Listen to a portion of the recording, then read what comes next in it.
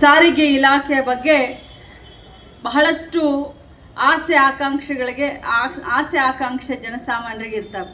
ಯಾಕಂತಂದರೆ ಒಂದು ಆರೋಪ ಇದೆ, ಈ ನಮ್ಮ RTO ಕಚೇರಿ ಮೇಲೆ ಒಂದು ಆರೋಪ ಇದೆ ಸರ್.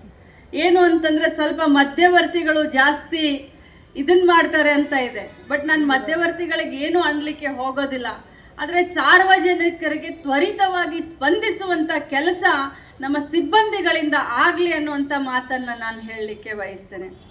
ಅದು ಲೈಸೆನ್ಸ್ ಕೊಡೋದಾಗಿರಬಹುದು, ಲೈಸೆನ್ಸನ್ನು ನವೀಕರಣ ಮಾಡಿರೋದಾಗಿರಬಹುದು, ಅಥವಾ ಗಾಡಿಯ ಯಾವುದೇ ಒಂದು ಕೆಲಸ ಆಗಿರಬಹುದು. ಯಾಕಂತಂದರೆ ಬೆಳಗಾವಿ ಜಿಲ್ಲೆ ಬಹಳಷ್ಟು ದೊಡ್ಡ ಜಿಲ್ಲೆ ಆಗಿರೋದ್ರಿಂದ ಎಲ್ಲ 15-14 ತಾಲೂಕಿನಿಂದ ಜನ ಇಲ್ಲಿ ಬರೋದ್ರಿಂದ ಅವ್ರಿಗೆ ತ್ವರಿತಗತಿಯಿಂದ ಅವರ ಕೆಲಸ ಆಗಬೇಕು, ಅವ್ರಿಗೆ ಸ್ಪಂದಿಸುವಂಥ ಕೆಲಸ ಸಿಬ್ಬಂದಿ ವರ್ಗದವ್ರು ತಾವೆಲ್ಲರೂ ಮಾಡ್ರಿ ಅಂತ ಹೇಳೋದ್ರ ಮುಖಾಂತರ ರಾಮಲಿಂಗಾರೆಡ್ಡಿ ಸಾಹೇಬರಿಗೆ ನಾನು ಅಭಿನಂದನೆಯನ್ನು ಸಲ್ಲಿಸ್ತೀನಿ. ಭಾಳಷ್ಟು ಮುತ್ಸದ್ದಿ ರಾಜಕಾರಣಿ, ರಾಜ್ಯ ಕಂಡಂಥ ಅಪರೂಪದ ರಾಜಕಾರಣಿಗಳಲ್ಲಿ ರಾಮಲಿಂಗಾರೆಡ್ಡಿಯವರು ಕೂಡ ಒಂದು. ಅವರು ಸಾರಿಗೆ ಇಲಾಖೆಯ ಜವಾಬ್ದಾರಿಯನ್ನು ತೆಗೆದುಕೊಂಡ ದಿನದಿಂದ ಇಲ್ಲಿಯವರೆಗೆ ಅತ್ಯುನ್ನತವಾದಂಥ ಕಾರ್ಯವನ್ನು ಅವರು ಶ್ಲಾಘನೆ ಮಾಡುವಂಥ ಕೆಲಸವನ್ನು ಅವರು ಮಾಡಿದ್ದಾರೆ. ಅನೇಕ ಹೊಸ ಬಸ್ಗಳನ್ನು ನಮ್ಮ ಬೆಳಗಾವಿ ಜಿಲ್ಲೆಗೆ ಕೊಟ್ಟಿದ್ದಾರೆ.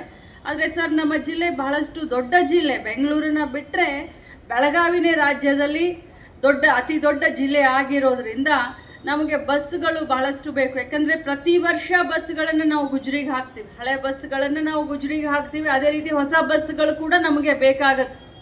ಸೊ ತಮ್ಮಿಂದ ನಮಗೆ ಬೇಕಾಗಿರೋದು ಒಂದೇ, ಆದಷ್ಟು ಜಾಸ್ತಿ ಬೆಂಗಳೂರನ್ನ ಬಿಟ್ಟರೆ, ಯಾಕಂದರೆ ಬೆಂಗಳೂರು ತಮ್ಮ ಒಂದು ಕಾರ್ಯಕ್ಷೇತ್ರ ಇರಬಹುದು.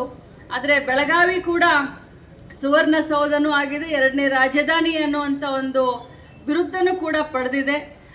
ಬೆಂಗಳೂರು ನಂತರ ಬೆಳಗಾವಿಗೆ ತಾವು ವಿಶೇಷವಾದಂಥ ಕಾಳಜಿಯನ್ನು ಮಾಡ್ತಾ ಇದ್ದೀರಾ, ಇನ್ನೂ ಜಾಸ್ತಿ ಮಾಡಿ ಅಂತ ಹೇಳಿ ನಾನು ತಮಗೆ ವಿನಂತಿಯನ್ನು ಮಾಡ್ತೀನಿ.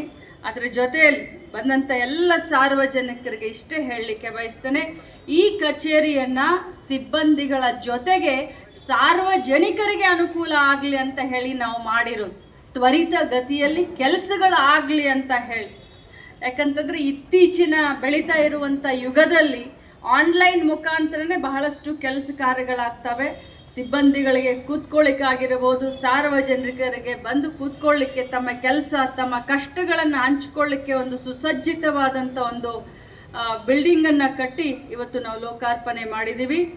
ಇದು ಎಲ್ಲರಿಗೂ ಇದರಿಂದ ಅನುಕೂಲ ಆಗಲಿ ಮತ್ತು ಸಾರಿಗೆ ಇಲಾಖೆಗೆ ವಿಶೇಷವಾಗಿ ಶಕ್ತಿ ಯೋಜನೆಯನ್ನು ತಮ್ಮೆಲ್ಲರ ಒಂದು ಸಹಕಾರದಿಂದನೇ ಇಷ್ಟೊಂದು ದೊಡ್ಡ ಮಟ್ಟಿಗೆ ಇಡೀ ದೇಶದಲ್ಲಿ ಯಶಸ್ವಿ ಆಗಿದೆ ಈ ಶಕ್ತಿ ಯೋಜನೆ ಅಂತ ಇನ್ನೊಮ್ಮೆ ಅಭಿನಂದನೆಯನ್ನು ಸಲ್ಲಿಸಿ ತಮ್ಮೆಲ್ಲರಿಗೂ ವಂದಿಸಿ ನನ್ನ ಮಾತುಗಳನ್ನು ಮುಗಿಸ್ತೀನಿ. ಜೈ.